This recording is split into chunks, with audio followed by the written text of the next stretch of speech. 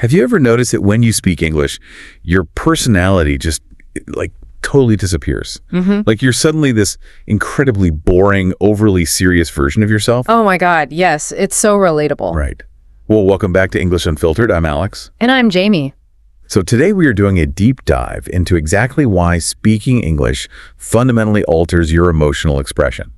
Because, feeling like you're suddenly boring has absolutely nothing to do with just forgetting vocabulary. No, it's a completely universal experience. And the psychological mechanisms behind it are actually kind of wild. Because, think about your baseline, right? In your native language, you just express your identity on autopilot. Exactly. You react instantly. You use sarcasm. You banter with people. Native communication is basically unconscious. Right. You aren't actively thinking about your sentence structure. But then the second you switch to English, it feels like a switch flips and you just shut down. So what is actually happening in the brain there? Well, your brain is basically redirecting all of its available working memory just to survive the interaction. Wait, to survive? Yeah, literally survive. It's scanning for grammar, it's decoding the other person's accent, and it's constantly monitoring your own output for mistakes. So your brain is prioritizing safety and correctness over, having a fun time.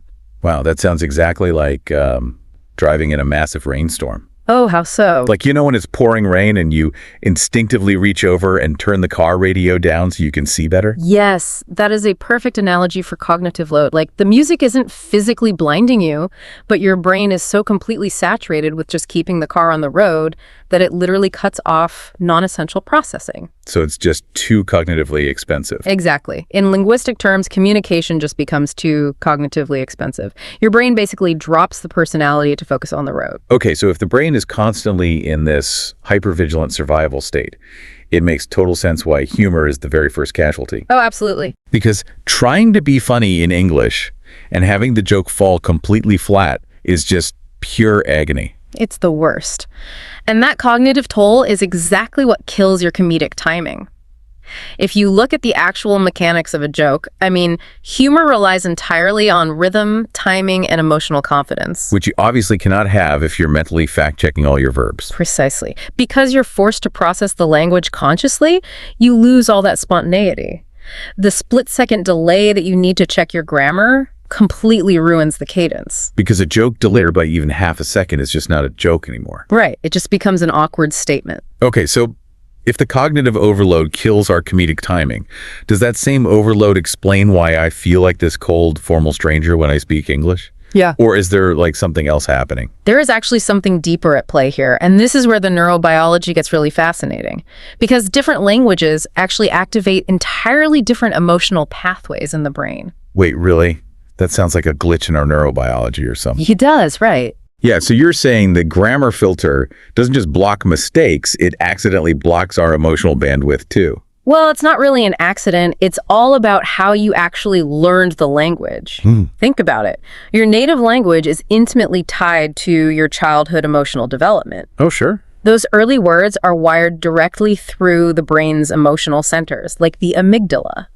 Because you learned them while you were crying or laughing or, getting hugged by your parents? Exactly.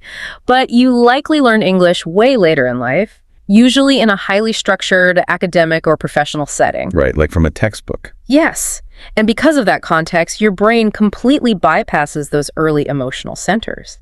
It routes the new language through much more logical, formal pathways in the prefrontal cortex. So the language system itself physically changes how you access your own emotions. You got it. Okay, wait, let's unpack this. Yeah. If English is physically routed through the logic centers of my brain, does that mean the real you is just permanently trapped behind this formal, serious wall? I know it feels that way.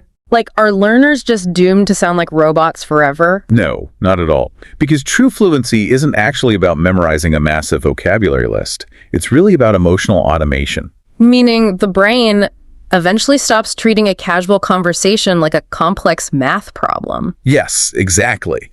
As the language slowly becomes automatic through constant use, that cognitive load finally drops, the rainstorm passes, essentially. Oh, I love that. Right.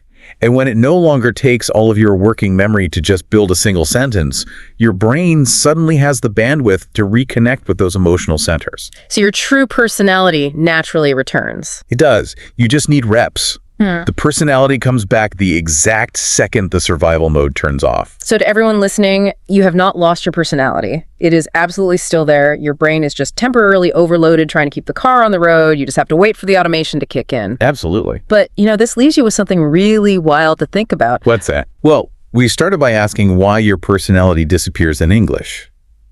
But if your emotions, your humor, and your very neurobiology shift based on the language you're speaking right now, Yeah. which version of you is actually the most authentic?